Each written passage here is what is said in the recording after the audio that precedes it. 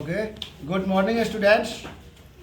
Today I am going to demonstrate you the center of mass and how we will calculate center of mass अर्थात द्रव्यमान केंद्र को निकालना है। तो चूंकि हम हिंदी में बात कर रहे हैं तो द्रव्यमान केंद्र का क्या तात्पर्य है। द्रव्यमान केंद्र ऐसा है कि देखिए मिट्टी है, ठीक है ना, इसका मास पहले जितना है उतना ही रहेगा। अगर 10 ग्राम है तो कितना मास होगा, अब इसका मास कितना हो जाएगा, बढ़ जाएगा मास, इतना ही रहेगा। तो प्रायोगिक रूप से इसको हम बैलेंस कहाँ कर सकते हैं, इसको बैलेंस हम इस टिप पर कर सकते हैं केंद्र पर, लेकिन अगर इसको हम लंबा कर दे तो 10 ग्राम से 20 ग्राम हो जाएगा। अब ये बैलेंस कहाँ होगा, मान लो एगो को हम अति कर दिए, एगो को भारी कर दिए, एगो को हल्का कर दिए मान लो, तो अब बैलेंस कहाँ होगा। इस तरह का अनियमित वस्तु है, अगर कोई वस्तु अनियमित है तो कहाँ पर संतुलन होगा।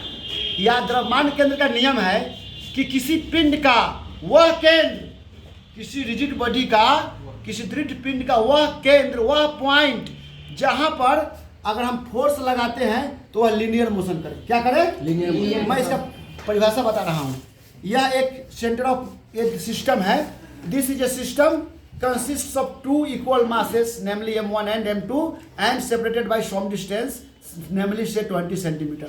हमने इसको लिया है, लगभग इस गोलक का 25 ग्राम क्या है, वजन है, मास है, और इसके बीच की दूरी कितनी है, 20 सेंटीमीटर। अब देखिए परिभाषा से कि द्रव्यमान केंद्र किसी भी दृढ़ पिंड का वह बिंदु जहां पर हम अगर एक फोर्स लगाए तो उसमें कौन सी गति उत्पन्न होगी, रैखिक गति। क्या गति होगी, रैखिक गति। तो हम बीच में लगाते हैं फोर्स, देखते हैं कौन सा मोशन हो रहा है। ये रैखिक गति हुआ ना। अब हम थोड़ा अलग फोर्स लगाएंगे, अगर हम बीच से हट के अगर हम यहाँ फोर्स लगाएंगे तब कौन सी गति होगी।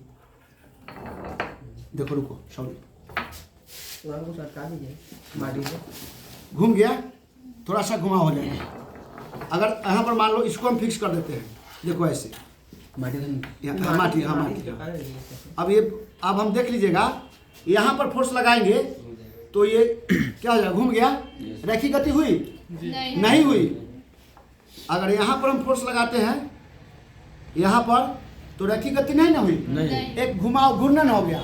लेकिन यदि हम दोनों पिन को यहाँ रख देते हैं, मान लो रोक ही रहे हैं और बीच में लगा रहे हैं, तो देखो आगे स्लाइड कर रहा है ना। अगर हम यहाँ लगाते तब घूम गया नहीं। याद रखिएगा कहाँ लगा रहे हैं तो क्या हो रहा है, देखिए कि बीच में लगा रहे हैं, कहाँ लगा रहे हैं, बीच में फोर्स। तो इसमें कौन सा मोशन होगा, रैखिक गति हुआ। देखिए ध्यान से, थोड़ा सा बनाना पड़ेगा क्योंकि इसके लिए जरूरी भी है। अब बीच में लगाएंगे तो रैखिक गति हो रहा है, स्लाइड कर रहा है। लेकिन अगर हम बीच में ना लगा करके थोड़ा सा स्लाइड लगाते हैं, थोड़ा सा स्लाइड यहाँ से यहाँ,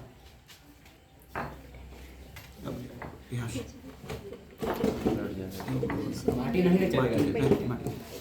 अगर यहाँ से लगाएंगे तो केंद्र नहीं हुआ।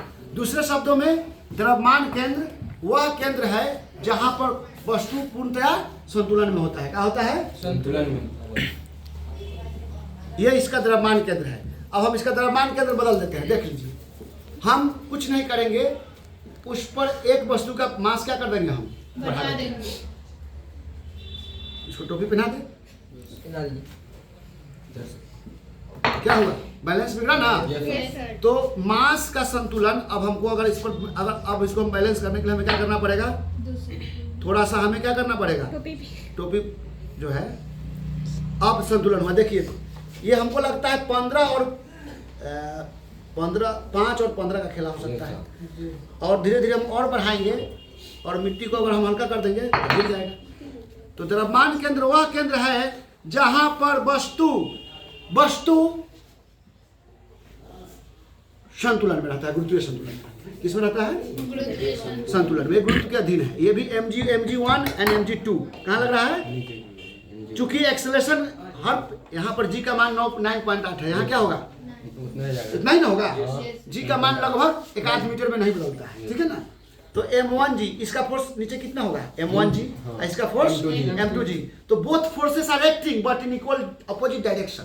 इसका फोर्स कैसा लग रहा है, दिस वाट, और इसका फोर्स ये हो गया क्लॉकवाइज। कौन सा है, फोर्स अगर लगे तो ये क्लॉकवाइज, और यहाँ पर इसका फोर्स किधर लग रहा है, एंटी क्लॉकवाइज, ऐसे, ये ऐसे ना लग रहा है और ये ऐसे।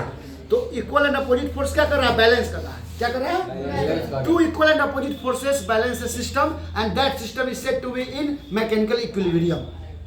मैकेनिकल इक्विलिब्रियम का मतलब क्या होता है, यांत्रिकी संतुलन में। ये मैकेनिकल सिस्टम है, मैकेनिक्स माने यंत्र। अब हम क्या करेंगे, इस पर थोड़ा सा मास का हम जा रहे हैं परिवर्तन करने। इस छोटे से द्रव्यमान में परिवर्तन करने से देखते हैं इस पर क्या परिवर्तन हो रहा है।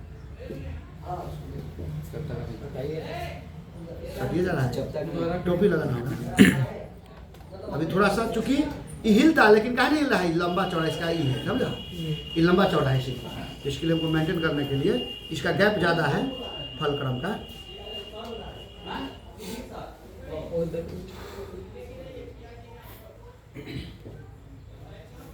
रोटी बनाओ, रोटी खा लीजिए। अब देखिए असंतुलन स्थिति देख रहे हैं, अलग बैलेंस करे क्या फिजिक्स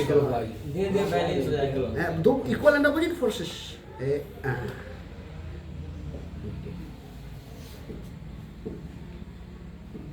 देखो M1 M2 M1 M2 forces are fluctuating but at least according to the laws of physics system comes to mechanical equilibrium।